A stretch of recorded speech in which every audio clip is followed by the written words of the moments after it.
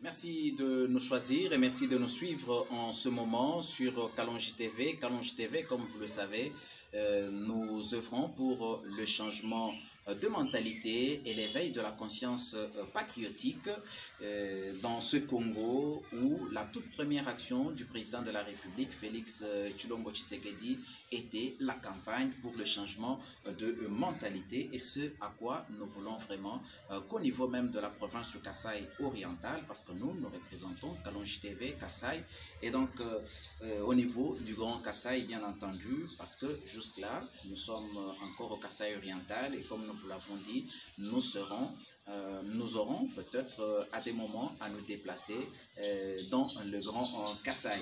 Et Kalonji TV aujourd'hui va se pencher sur un thème important. Il s'agit du leadership et le leadership qui est vu différemment par plusieurs personnes, étant donné que depuis les débuts de l'actuel régime à la tête de la province du Kasaï oriental, on ne cesse de parler du manque de leadership visionnaire, du manque de leadership responsable, mais comment on entend ce leadership quand on sait que le leadership, qui est un terme emprunté à l'anglais, définit la capacité d'un individu à mener ou conduire d'autres individus ou organisations dans le but d'atteindre certains objectifs. On peut alors dire qu'un leader est quelqu'un qui est capable de guider, d'influencer et d'inspirer.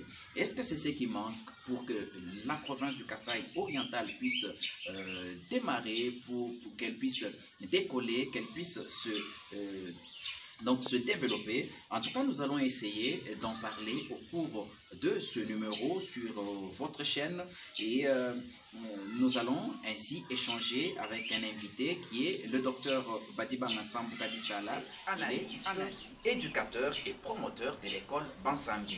Et avec lui, nous allons essayer de parler de ce leadership, étant donné que nous entendons partout, dans les réseaux sociaux, dans les groupes WhatsApp, la province manque un leadership visionnaire et tout consort. Pourtant, ce qu'on connaît au Kasaï oriental, sur le plan social, on le connaît dans le Katanga, on les connaît dans l'Est de la République démocratique du Congo, où d'ailleurs l'insécurité est plus que grandissante ces derniers temps et depuis un bon moment. Alors, où est-ce que le leadership manque, avec le risque qu'on puisse remonter jusqu'à la tête du pays? Mais avant que nous ne puissions parler de ce thème précis, l'actualité oblige. Bonjour docteur. Bonjour monsieur Kadé. Docteur, l'actualité oblige. Quelle est votre réaction par rapport à la désignation du Premier ministre, M. Jean-Michel Sama Lukonde? Donc je n'ai pas eu de réaction particulière. Bon, j'ai pris ça comme toute autre nomination, en me disant, bon, c'est quelqu'un que je ne connaissais pas, sauf du nom de la famille, parce qu'au niveau de la famille, à Lubumbashi, j'ai eu à connaître M. Condé, le feu papa, surtout à travers les gens qui fréquentaient. Il y a un certain Kioni, avec qui ils sont morts, je pense, le même jour, suite à, on parle d'un assassinat. C'est comme ça que je connaissais un peu le Condé, mais il semble que parmi nos enfants, il y a ceux qui connaissent M. Condé parce qu'ils sont presque de la même génération. Mais moi particulièrement, disons, ce qui m'a frappé, je me dis, ah bon, on a choisi un gestionnaire d'entreprise, un ingénieur. C'est beaucoup plus ça, ce profil, cette qualification, cette qualité du Premier ministre, ingénieur et gestionnaire d'entreprise, et quoi, la GECAMINE. Bon, ce n'est pas la GECAMINE telle que nous l'avons connue dans le temps, mais c'est la GECAMINE dans le contexte actuel. Et ça me dit, bon, peut-être on verra l'ingénieur est plus rationnel et plus systématique. Il ne fait pas des choses à l'emporte-pièce comme le politicien actuel. Donc voilà un peu, je me suis dit, bon, on verra. Maintenant, on a pris un politique politique, c'est-à-dire quelqu'un qui peut concevoir la politique de l'entreprise, donc de la nation. On n'a pas pris un politicien. Un politicien, c'est celui qui essaye, etc., de manipuler l'opinion publique pour ses propres intérêts. Voilà, je suis dans l'expectative. Et quel genre de gouvernement vous attendez après cette nomination de Samba Mabodé? Je ne me fais pas d'illusions.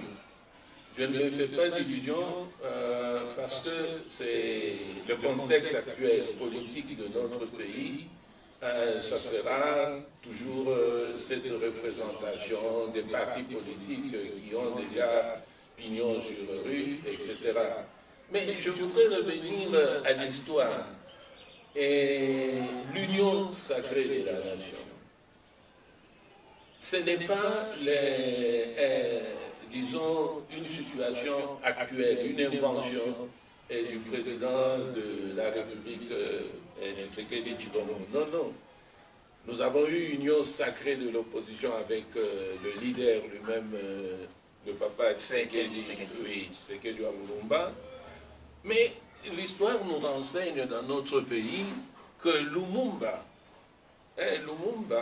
en 1959, ça circulait sur les réseaux il y a un mois, il a été interviewé à Bruxelles par un journaliste belge de comment lui, il entrevoyait l'avenir du Congo. Et c'est très intéressant l'histoire, parce que Lumumba a dit, nous n'avons pas besoin des partis politiques pour le moment, pour aller à l'indépendance. Comme nous avons tous la même vision de l'indépendance, nous allons faire une coalition. Une coalition où il n'y a pas de parti politique. Ce n'est pas chaque parti politique qui vient avec son idéal, son idéologie. C'est la nation congolaise qui unit devant un idéal, une vision. Nous allons avoir l'indépendance. Donc Lumumba avait déjà cette vision de l'union sacrée. Il dit, nous allons nous unir et après l'indépendance, maintenant on pourrait avoir 2, 3 partis politiques et on formera le gouvernement maintenant avec les partis politiques. Mais pour le moment, nous aurons notre conclave, le référendum à Doulouabourg dans le temps, et c'est là où nous allons décider de l'avenir de notre pays. Donc il n'y a pas de parti politique, on ne voit pas là-bas comme parti politique, on voit là-bas comme un seul peuple qui veut ranger derrière cette union. Voilà, c'est comme ça que je conçois aussi cette union sacrée avec le nouveau gouvernement, que c'est un gouvernement de transition. Un gouvernement de transition avec cette idée d'unir tout le peuple congolais devant cet idéal de le peuple d'abord. Et le peuple congolais qui a partout presque manifesté son adhésion et surtout quand tout le monde parle du social à travers la République démocratique du Congo, dont personne ne sait encore pourquoi. Justement, c'est ce constat que le flair d'intuition politique du président de la République, avec bien entendu son entourage, et qu'il a guidé à dire non, pour que nous arrivions à concrétiser cet idéal du peuple d'abord, donc le bien-être du peuple.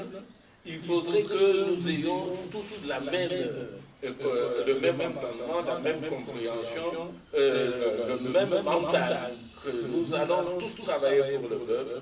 Il n'y a pas de parti politique. Ça, c'est un coup bien joué. Maintenant, nous allons voir, avec ce gouvernement, est-ce qu'il va s'occuper du bien-être? Parce que lorsqu'on parle du social, il faut entendre le bien-être. Le bien-être, c'est la promotion des valeurs et des droits humains. Et les droits humains, c'est avoir accès au logement sain, avoir accès à la santé, avoir accès à l'eau, avoir accès à l'énergie électrique, avoir accès à l'éducation, avoir accès à la sécurité. Donc c'est tout ça le social. Parce que quand on parle de social, il y a 2 grandes composantes du social, 3 disons, c'est l'emploi. c'est la santé et c'est l'éducation. Sans cela, vous ne pouvez pas parler du social.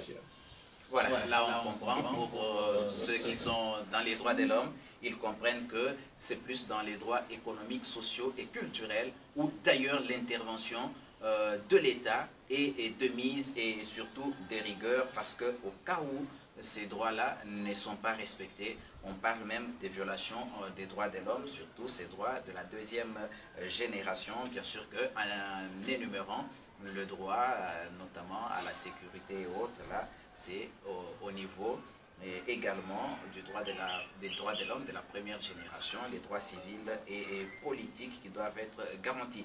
Et parce que tout à l'heure, vous avez notamment parlé de la sécurité, nous sommes encore dans l'actualité. Et la deuxième actualité, ça c'est au niveau provincial, 2 cas d'assassinat avec ravissement de motos, on ravit des motos.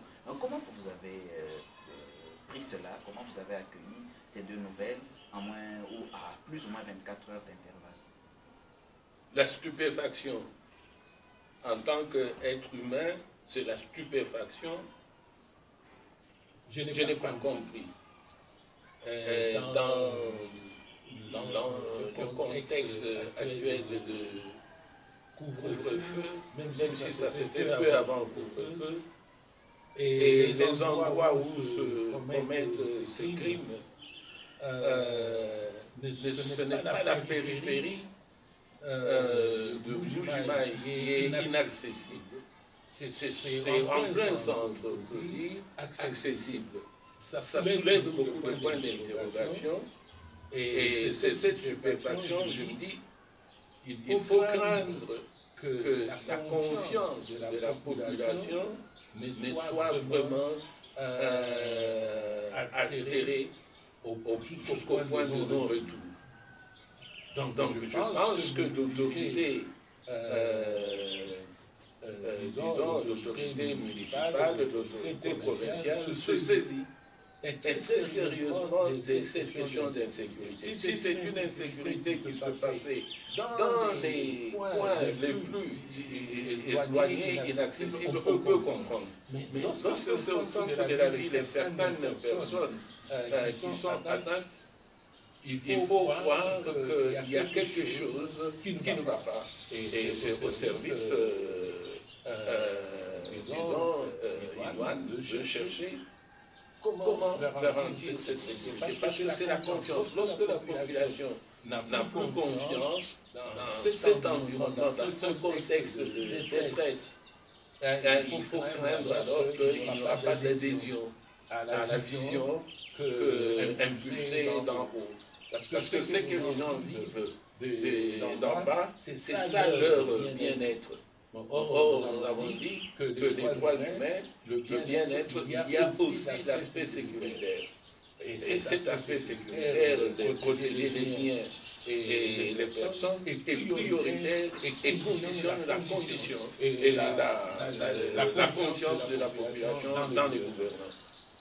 Et vous qui êtes éducateur, encadreur des enfants, le maire, tout dernièrement, a même parlé aussi et mis en garde les parents contre les enlèvements des enfants. Comment vous vous en sentez? Parce que l'école a repris aujourd'hui, donc l'école a repris cette semaine, et au moment où il y a des enlèvements des enfants qui se font ici et là, quelle confiance les parents peuvent aussi avoir à envoyer leurs enfants s'ils savent qu'ils peuvent se faire enlever n'importe quand et n'importe où? C'est ça justement le rôle de l'école. Nous avons beaucoup salué la reprise des classes. Parce que c'est au niveau de l'école que nous devons apprendre à nos enfants les mesures de sécurité, en collaboration avec les parents. Or, lorsque l'école manquait, il n'y avait pas moyen de compléter ces informations, cette éducation, cette sécurité que les familles donnaient par rapport à l'enfant et lâché dans la vie, comme ça dans la rue. Maintenant, nous allons compléter. Nous allons compléter cette information, pas seulement par rapport aux maladies qui créent aussi l'insécurité, mais par rapport justement aux mesures de sécurité dans la vie, comment protéger l'enfant. Je pense que l'école va jouer un grand rôle. D'ailleurs, prochainement, nous allons tenir la réunion de l'Assemblée des parents pour leur parler non seulement des enseignements et des apprentissages dans ce contexte, mais nous allons parler aussi bien sûr, l'épidémie, la pandémie du coronavirus. Nous allons parler aussi d'Ebola, même s'il est lointain, qui ressurgit encore dans notre pays. Nous allons parler de la rougeole, de la choléra aussi, mais nous allons parler aussi de la sécurité. Parce que c'est justement cette adaptation de nos enseignements, de notre éducation, il faut l'adapter au contexte. Tel qu'on fait dans des pays comme en Europe, aux États-Unis, en Asie, on apprend à l'enfant comment se prémunir par rapport à toutes ces insécurités, et même, par exemple, il pleut, etc. Comment l'enfant peut se protéger. On n'a pas de courant électrique tout le temps, mais quand le courant électrique va arriver avec tous ces câbles qui passent, comment se prémunir de tout danger. Tout ça, ce sont des facteurs d'insécurité. Donc l'école a un grand rôle à jouer pour compléter ce que les familles sont en train de donner. Mais il y a des moments où, pendant qu'en famille, on pense que si un enfant a un téléphone, il peut, s'il sait bien le gérer, peut-être alerter en cas de besoin, mais au niveau des écoles, on ravit les téléphones. Est-ce qu'il n'y a pas lieu d'apprendre carrément comment gérer ces téléphones? Les enfants peuvent venir, les faire garder, les consigner quelque part, et à la sortie, pendant qu'ils sont en route, ils peuvent facilement alerter en cas de besoin.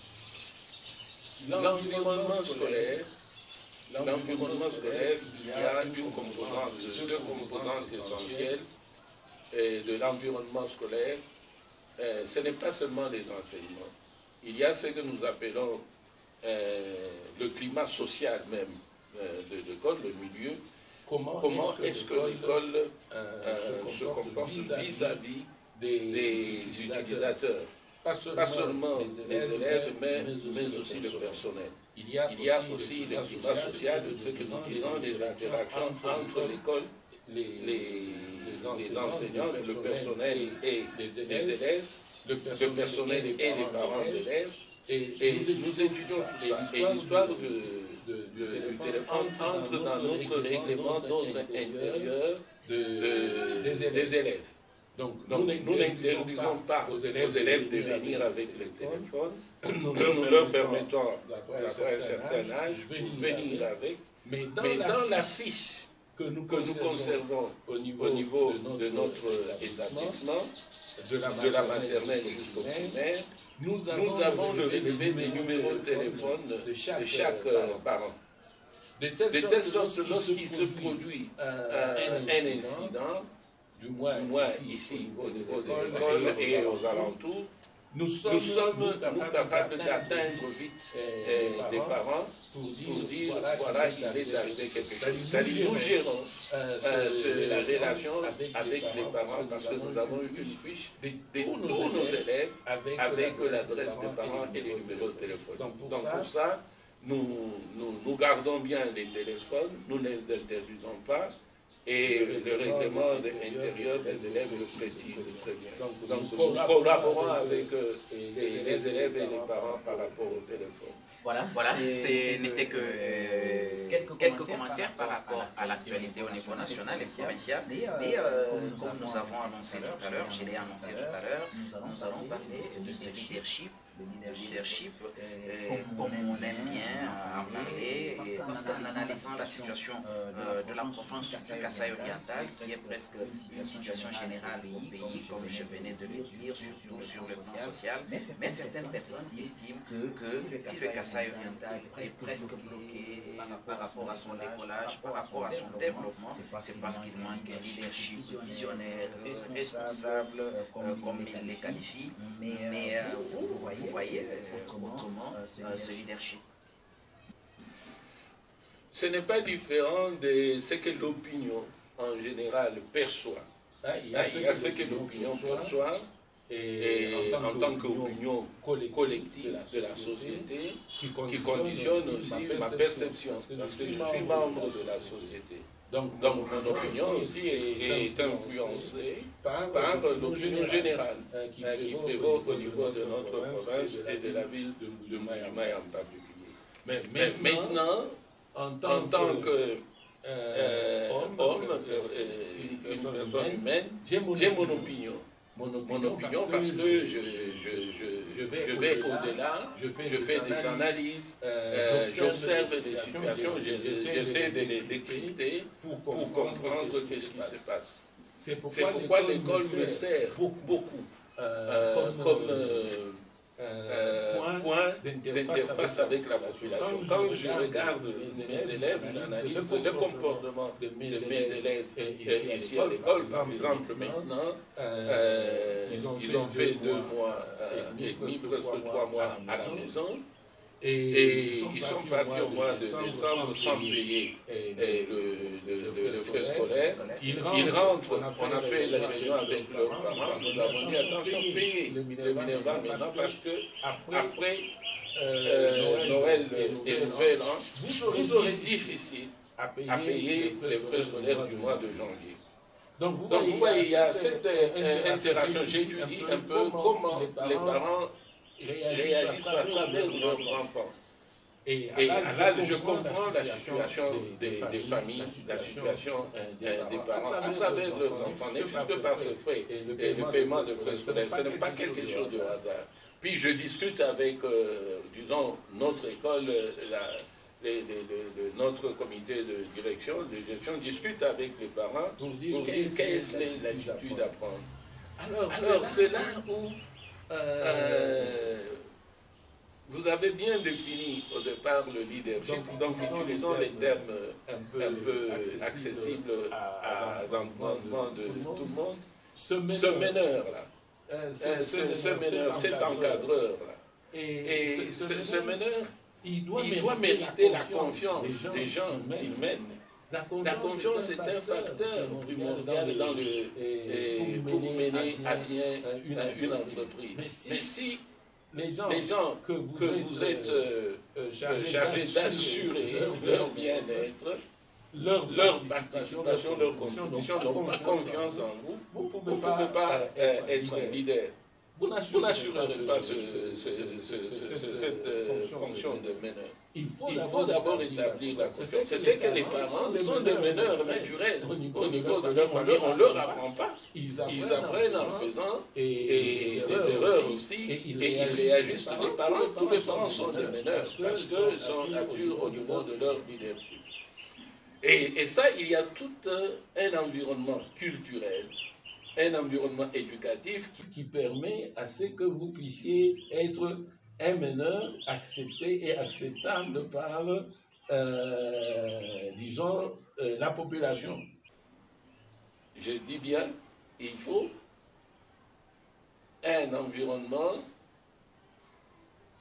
éducatif, culturel, pour vous le meneur, pour dire un profil qui vous permet de comprendre les attentes que cette population-là, qu'elle soit scolaire, qu'elle soit la population des malades, qu'elle soit la population d'entreprise, des travailleurs, qu'elle soit la population des cultivateurs, des commerçants, il faut que vous ayez une certaine connaissance de comment vous y prendre pour que ces gens puissent avoir confiance en vous. S'il n'y a pas la confiance, vous ne pouvez pas assurer les leaderships. Mais maintenant, et c'est ce que nous sommes en train d'étudier, moi personnellement j'analyse beaucoup à travers des faits, pas des théories, à travers des faits.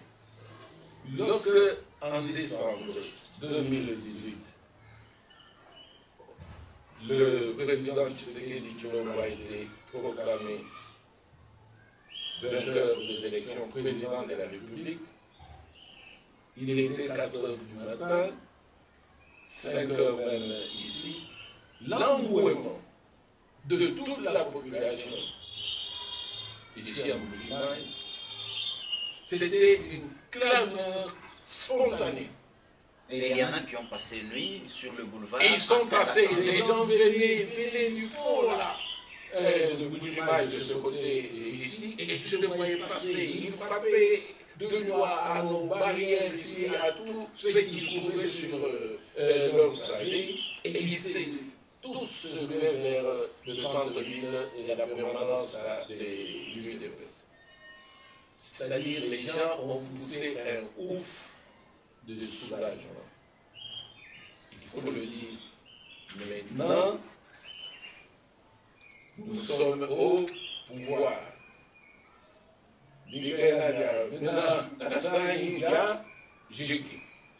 Donc vous comprenez ça. C'est ce cri-là que les gens ont poussé.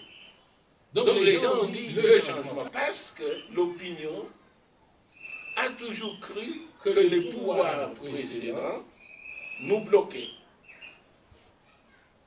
Nous bloquaient. Il y a des événements qui ont fait croire qu'on est bloqué. Maintenant que nous avons un de nous qui est au pouvoir, c'est-à-dire tous les obstacles sont de même réduits à leur plus simple expression. Donc nous allons décoller. Donc la confiance spontanée était là. Mais progressivement, cette confiance, cet engouement, on ne le sent plus. On entend beaucoup plus de murmures. On n'entend plus pour dire, mais à quand viendra cette manne ou bien cette terre promise? Mais il y a eu ce blocage-là, ce mariage, paraît-il, qui continuait. Et il y avait toujours non, la continuité du blocage. Mais justement, et alors, les gens ne comprennent pas. C'est pourquoi, dans mes réflexions, j'ai analysé avec certains amis depuis Kinshasa, je disais, mais il faut toujours étudier l'histoire. Au Kassai, ici, pour être un meneur, un leader, Tshisekedi Lumumba est resté à Kinshasa. Il n'a pas fait sa lutte à partir de Mbujimaï. Nous avons Tshisekedi Lumumba, il est président, c'est toujours lui à côté de son père à partir de Kinshasa. Mais quand je regarde au Katanga, Kyungu, qu'on appelle tous Bala, lui est resté toujours au Katanga. Et il sait mobiliser l'opinion. Tout dernièrement, il a même cédé son siège à l'Assemblée nationale pour aller occuper celui de l'Assemblée provinciale. Il est rentré, vous voyez. Lui, il est le meneur de l'opinion publique du Katanga, à partir du Katanga. C'est ce que j'observe ici. En tant qu'analyste tout simplement neutre, je me dis, il y a quelque chose chez nous, les Balouba, ici, au Kassai, chez nous. Il y a eu des gens, mais qui vite ont disparu parce qu'il y avait des gens dans les temps. Et quand ils disaient un mot, tout le monde se mettait debout. On peut citer le cas de Mbouimou Lomba. Peut-être, mais pas pour faire ce que Kyungu est en train de faire au Katanga. Il y a toujours des divisions ici chez nous. Et ici chez nous, nous ne comprenons pas comment, jusqu'à présent, nous n'avons pas ce meneur, ce leader, qui peut rassembler l'opinion kassaïenne autour de lui pour dire maintenant nous allons construire ceci. Maintenant nous disons non à ceci. Regardez ce qui s'est passé quand nous étions avec lui de pince dans l'opposition. Nous avons résisté à la consommation des billets de 5 millions de Zaïre ou 5 millions de nouveaux Zaïre là-bas. Et c'est toute l'opinion qui a dit niet, nous ne consommons pas. Parce que tu sais que Lumumba a proclamé depuis Kinshasa, vous ne consommez pas ce billet. Mais il faut justement ces gens-là ici. Ce ne sont pas des grandes études, il ne faut pas être un savant pour ça. Kyungu n'a pas fait des grandes études universitaires ou quoi. Donc c'est cette personne qu'il nous faut ici, ce meneur, que quand il incarne donc le sentiment les profond des choses du citoyen ici au Kasaï. Mais il faut qu'il soit là, ici, pour nous dire voilà la direction. Mais malheureusement, l'engouement que nous avions, il est inhibé, arrêté, tout simple par les manipulateurs qui disent maintenant nous sommes la province du chef de l'État. Le slogan là, de nous sommes la province du chef de l'État nous empêche à évoluer. Il faut coûte que coûte réduire cette histoire de nous sommes la province du chef de l'État. Ça devient aussi oppressif. Ça nous endort.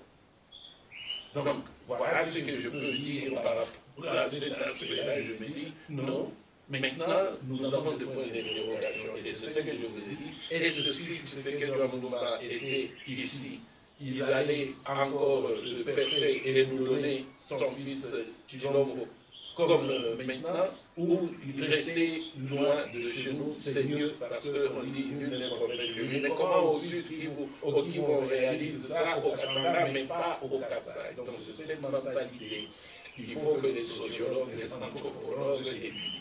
Mais est-ce que vous pensez que ce leadership-là vient comme ça, il n'est que inné, ou il faudrait le voir seulement d'en haut ou au niveau de la base déjà, il faudrait qu'on puisse avoir ces attitudes de leader?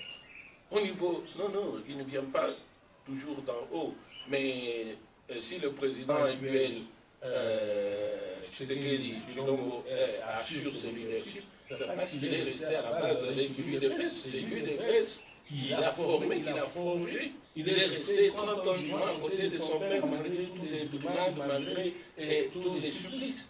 Donc c'est le bas qui forme, qui forge à la personne. C'est avec ça que tu vas monter. Il fallait, nous avons espéré que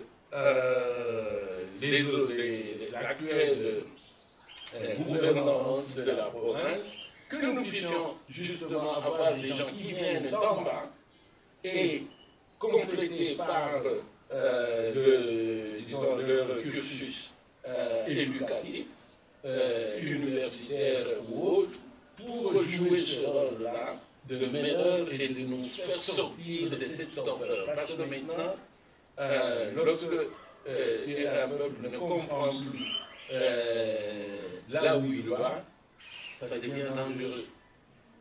Ça devient dangereux. Et moi, en ce moment-là, je commence à avoir peur. Je me dis, pourtant j'avais beaucoup d'espoir en me disant, les climats social, politique, économique, sécuritaire du Kasaï oriental maintenant va faire en sorte que, j'aime ce terme-là, on va libérer des énergies créatrices. Vous allez voir ce que nous allons faire de notre province.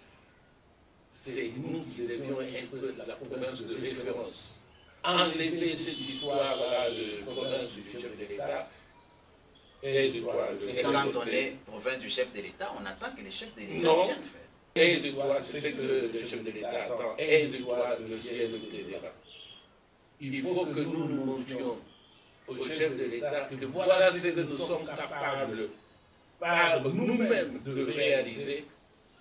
Et lui sera fier quand il viendra ici, il dit, voilà mon peuple. Ils ont réalisé seuls. Ils n'ont pas attendu que je vienne. Mais oh, c'est le contraire qui se passe maintenant, M. Kabel. C'est le contraire. On dit, chef de l'État Wang, Tshilombo Wang, Tshilombo Nafi. Mais non. Et puis on voit encore des choses que je vois ici, les élus du peuple, qui viennent encore distribuer des pannes, qui viennent distribuer des pannes. Non. Il faut cesser ça. Dans d'autres émissions, sur d'autres chaînes, j'ai dit, mais observez ce que les jeunes gens qu'on est en train de tuer maintenant de la ville de Moto.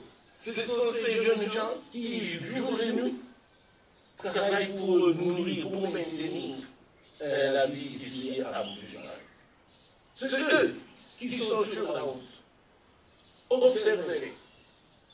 Tous ces gens qui sont avec les camions, tous ces commerçants, tous ceux qui font venir les histoires par avion chaque jour ici, où nous sommes, si pas la troisième ville du pays, à avoir un trafic aérien beaucoup plus important. C'est parce qu'il y a des gens ici chez nous qui conçoivent par eux-mêmes. Mais ce sont ces gens-là qu'il faut identifier. Ce sont ces gens-là qu'il faudrait dire comment nous allons nous relever sans attendre et dire ça viendra d'en haut. Et de toi, le ciel viendra. Et alors, comment susciter ce leadership-là au niveau de la base? Est-ce qu'il y a le rôle que doit jouer la famille et l'école? Il y a un philosophe qui a dit « Les valeurs familiales sont le fondement de l'éducation. » Qu'est-ce que cela veut dire? Regardez ce qui se passe en famille d'abord. C'était ça la force du Kasaïen, du Moulouba. C'était la famille. Et ce que nous faisions comme éducation inculquée à nos enfants, c'est ce qui faisait que aussi on les envoyait à l'école et l'école complétait. On faisait sortir un certain type d'homme. L'entrepreneur, le Kasaïen, s'intègre partout où il va et il l'invente, il veut s'en sortir. Donc, pour répondre à votre question, la famille Kasaïenne Louba est désintégrée pour le moment. Nous ne comprenons pas, c'est pourquoi j'ai dit, nous avons les universités en grand rôle. Il faut étudier la famille Kasaïenne aujourd'hui, Louba aujourd'hui. Elle est désarticulée, elle n'est plus cette cellule de la société. On peut suivre, moi je le vois ici à l'école, on peut suivre les enfants quand ils sont à la maternelle et au primaire, un peu quand ils vont commencer le secondaire, et puis on les perd au supérieur. Parce que la détresse, l'adversité, la misère est telle que les parents ne sont pas à même d'assurer l'encadrement, ne jouent plus le rôle de leader au niveau de la famille à partir d'un certain âge. Or, si cette famille n'est plus cette cellule de base pour la société, comment voulez-vous nous en sortir? J'ai fait remarquer à quelqu'un qui est au niveau de la présidence de la République, j'ai envoyé quelque chose que vous, les journalistes, vous avez fait passer sur les réseaux sociaux. C'était sur la ville de Kinshasa. Une photographie de la ville de Kinshasa, dans laquelle on montrait combien d'églises il y a à Kinshasa, 23 300 et quelque chose. Puis on a montré combien d'écoles il y a à Kinshasa, 21 écoles, primaire, secondaire, tout supérieur. J'ai dit, faites la même photographie pour la province du Kasaï-Oriental, qui a presque la même superficie et le même nombre d'habitants, peut-être moins que Kinshasa. Je peux poser un peu. C'est ça qui fait que, justement, on est en train d'étudier cette opinion. On est en train de dire changer la mentalité. Mais regardez, notre culture, elle est en train de disparaître. Elle est en train de disparaître. Nous n'avons plus un patrimoine culturel dont nous étions fiers. C'est ça le rôle de l'école que vous m'avez posé la question. Le rôle ici est en train d'appliquer, non pas pour former l'homme intégral, l'homme consciencieux, l'homme qui peut relever cette province, mais l'école ici est en train d'adapter les programmes de façon à l'emporte-pièce que Kinshasa nous donne. Et c'est ce que l'école est en train de faire. On n'adapte pas au contexte. Dans le programme, et je suis vraiment très brisé par notre culture en tant que pour les chants, danses et instruments de musique traditionnelle. Mais regardez ce qui se passe ici avec la multitude d'églises que nous avons. Regardez ce qui se passe ici. Et je ne veux que dire pourquoi l'école ne reprend pas ça. pourtant c'est le patrimoine culturel unique et qui unit tous les Kassaïens ici, c'est celui-là, notre identité culturelle, que nous pouvons brandir ailleurs. C'est l'année de la présidence de l'Union africaine, c'est art, culture et patrimoine, notre patrimoine culturel. Mais qu'est-ce que nous allons présenter? Il y a un musée que le chef de l'État a inauguré depuis l'année passée à Kinshasa, mais qu'est-ce que nous allons présenter? Donc vous voyez, c'est que nous sommes à un tournant qui, si nous n'avons pas ce leadership pour nous faire voir réellement où sont les problèmes, eh bien, nous aurons la surprise dans 10 ans, dans 20 ans. Nous ne saurons plus nous identifier comme les Baluba du Kasaï oriental en particulier. Voilà, parler de la famille et de la culture, ça pourrait encore nous prendre beaucoup de temps. Peut-être dans les prochains numéros, nous pourrons entrer en détail, surtout que nous devons courir derrière les temps. Ceux qui doivent nous suivre, parfois ils sont occupés à autre chose. Mais peut-être, avant de terminer, quelle est alors, parce que vous avez parlé de la responsabilité de l'école, de la famille, mais la responsabilité de l'État par rapport à ces leaderships, quel leadership les autorités déjà doivent-elles elles-mêmes inspirer? C'est à voir ce que vous avez énoncé au début, la vision. Pour moi, il faudrait que notre gouvernance actuelle et à venir s'emploie beaucoup à fournir l'offre de services, améliorer l'offre de services à la population. C'est ça le peuple d'abord, offre de services. Pour suivre les droits de l'homme, que je viens de dire, droit au logement, droit à l'alimentation saine, droit à l'emploi, droit à la santé, droit à l'eau, droit à la sécurité, c'est ça leur, disons, leur devoir, leurs obligations, offre de services. C'est cette offre de services à partir de ce qui existe, c'est cette offre de services qui fera naître la confiance de la population et nous-mêmes nous allons faire le reste. Tant qu'il n'y aura pas cette amélioration d'offre de services à partir de ce qui existe, il ne faut pas croire que quand on viendra vous installer ici l'aéroport international de Mbujimaï, ici de Bipemba, en ce moment-là, vous allez améliorer l'alimentation, etc. Mais non. Même quand on va améliorer les routes. Mais non, mais non. Parce que quand on dit que là-bas, je donne un exemple. Nous qui sommes dans des forums, des journalistes, on voit des photos, Richard Mouyej a construit ceci, Zoé Kabila a construit le bâtiment de l'Assemblée provinciale et on dit chez nous on ne fait rien, c'est comme si ça c'est la manipulation de l'opinion par les politiciens, pas par les politiques, par les politiciens. Les vraies politiques de développement commencent vers la base. Si vous mettez combien de gens utiliseront l'avion ici? Combien, depuis que nous avons l'avion, combien de gens? Est-ce que le commun des mortels ici, il sait utiliser cet avion? Est-ce qu'il a des moyens? C'est l'offre de services, c'est les 5, les 6 besoins dont je viens d'énumérer ici. Par nous-mêmes, il faudrait travailler beaucoup pour améliorer cette offre de services. Un exemple, tout à fait banal. L'offre de services. Vous voyez les câbles de l'électricité NRK ici. Ça passe partout ici.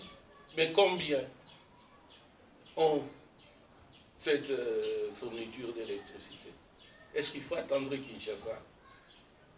De la même façon, est-ce qu'il faut attendre Kinshasa pour réfléchir avec la main-d'œuvre locale que nous avons ici, tous ces jeunes gens? Comment fabriquer des réservoirs d'eau, les tanks, là, et les mettre dans certaines communes ici, il faut que Kinshasa fasse ça. Et il faut que ce soit toujours Kinshasa qui nous amène des délégations pour remettre ces avenues ici en bon état, les routes de dessert agricole, et pour que notre gouvernance actuelle arrive à le faire, à améliorer l'offre de services, il lui faut un outil. Cet outil, c'est l'administration. Les politiciens ne vont pas redresser cette province. Il faut l'administration. C'est pourquoi je me dis, moi, si on me demandait, parmi les réformes du nouveau gouvernement ici, le chef de l'État, ce qu'il doit impulser, c'est réforme de l'administration, laisser les politiciens là, avec leur politique, et avoir comme instrument de redressement de ce pays l'administration. Et dans cette administration, pour moi, je me dis, mais reprenez la formule que même Mobutu a pu reprendre après, c'est d'avoir des responsables au niveau des provinces, des hauts fonctionnaires de l'État. Des hauts fonctionnaires de l'État avec une administration. C'est l'administration, parce que nous avons l'exemple d'autres pays. L'Italie, sans gouvernement, mais tout fonctionnait à cause de l'administration. L'Italie, qui est habituée à changer chaque fois de gouvernement. C'est ça, c'est l'administration qui développe un pays. Maintenant, cette administration a le soutien des politiques qui vont chercher des ressources supplémentaires pour venir aider les efforts de ce qui se passe au niveau de l'Europe. Mais si nous ne sommes pas capables, regardez. Mais ceux qui sont dans l'administration vont chercher à adhérer dans les partis politiques des chefs. C'est justement ce que je suis en train de vous dire. La grande réforme, c'est cette administration-là. Parce que nous avons dévié du rôle, justement, de leadership de l'administration, de la gouvernance. La gouvernance, ce n'est pas les politiques. Les politiques, ce sont des décideurs, ce sont des gens qui vont mobiliser ailleurs les fonds, mais c'est l'administration qui gère. Mais tant que nous n'aurons pas cette administration, M. Kazali, croyez-moi, on va tourner en rond. Pour moi, ça c'est une conviction, parce que nous avons des exemples. Comment vous pensez que la Chine se développe? Comment l'Allemagne, après la guerre, est devenue une grande puissance en Europe? C'est l'administration. Parce qu'avec l'administration, ce sont ces ouvriers-là qui seront au four et au moulin. Mais nous n'avons pas d'administration. Nous n'avons pas d'administration. Pas seulement au Kassaï-Oriental, c'est toute la République. Et comme je l'ai dit, le temps est contre nous. Mais aujourd'hui, la classe la plus manipulée, c'est la jeunesse. Et même quand on entend parler de leadership, la jeunesse, c'est comme si elle s'exclut de ce leadership. Et peut-être pour terminer, par rapport à cette jeunesse de la province du Kassaï-Oriental, qui attend aussi qu'on lui fasse, qu'est-ce qu'elle peut mettre dans sa tête par rapport au leadership? La jeunesse, il y a à boire et à manger. J'ai travaillé longtemps, au moins 20 ans, avec les Nations Unies au niveau international, et je m'occupais de la jeunesse. C'est en ce moment-là que nous avons élaboré cette charte de l'Union africaine pour la jeunesse, avec, je crois, 18 articles. Ce que je convierais à cette jeunesse, c'est de lire cette charte-là. Mais la jeunesse ne peut rien faire s'il n'y a pas de réforme de l'école. S'il n'y a pas de choses, l'emploi, c'est il faut regarder notre école, adaptée à notre contexte. C'est là où la jeunesse, une fois qu'elle sera garantie que cette école produit des travailleurs, des gens, pas des travailleurs pour aller chercher toujours du travail dans l'entreprise, non, pour faire aussi ce que maintenant ça devient en vogue, l'entrepreneuriat. On veut même insérer dans les cours. Dans le cours, mais il faut voir comment est-ce que, du temps belge, comment est-ce qu'on a créé l'emploi. Mais c'est justement, c'est l'école. Regardez, moi j'ai vécu au Katanga.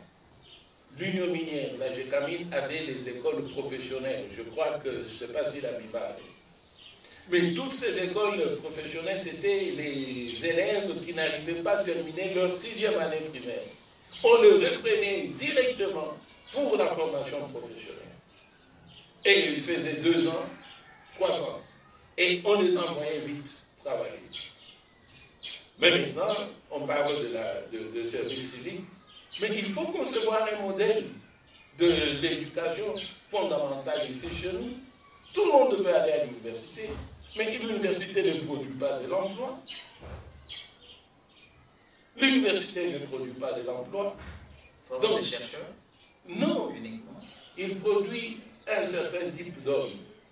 Et ce type d'homme, s'il est bien formaté, il est capable par lui-même de se trouver l'emploi. C'est ce qu'on oublie. Il vous donne l'intelligence, la réflexion pour dire, je vous donne un bagage, maintenant avec ce bagage que je vous donne, vous pouvez chercher maintenant de l'emploi, soit créé par vous-même. Or, c'est ce que l'université. Regardez toute cette pullulation des instituts supérieurs informatiques, etc. Ils font la pratique comment? Regardez, je disais à une autre chaîne que nous avons 70 jusqu'à 90% d'instituts secondaires, des humanités secondaires, ce sont des humanités secondaires pédagogiques. Ce sont des humanités pédagogiques générales. Mais comment vous pouvez vous rendre compte? Est-ce que vous entendez une réflexion là-dessus? Il n'y en a pas. C'est parce que justement, les universités, les instituts supérieurs ne jouent pas leur rôle de formater les jeunes pour leur dire, voilà, on peut introduire tous ces lumières, on introduit ceci, etc. Tout comme maintenant, l'école vient de reprendre, on a distribué les manuels de Chilouba. Et je suis en train d'étudier ça. Mais jusqu'à présent, je ne vois pas former les enseignants à l'utilisation de ce manuel de Chilouba. Et le programme d'enseignement dans les humanités pédagogiques générales, il n'y a pas de cours de Chilouba. Les instituts supérieurs, ici, que ce soit éducation, de la science de l'éducation, il n'y a pas de cours de Chilouba.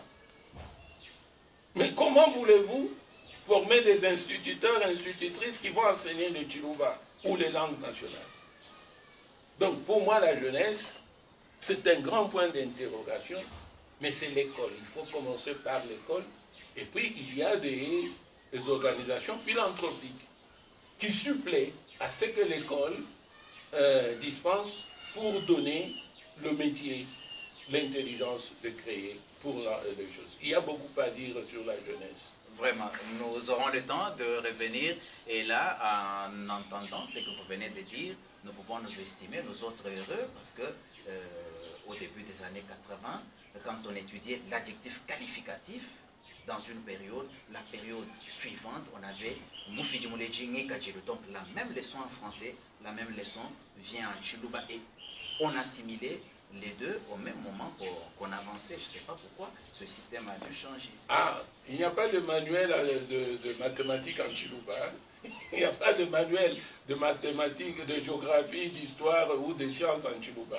Donc chaque enseignant ici va se débrouiller à enseigner les mathématiques et les autres branches en Chilouba par son propre Chilouba. Parce qu'il n'a pas appris ce langage ni au secondaire, aux humanités, ni aux instituts supérieurs universités. Ce qui pourrait être difficile avec les X, Y et les cosinus et autres.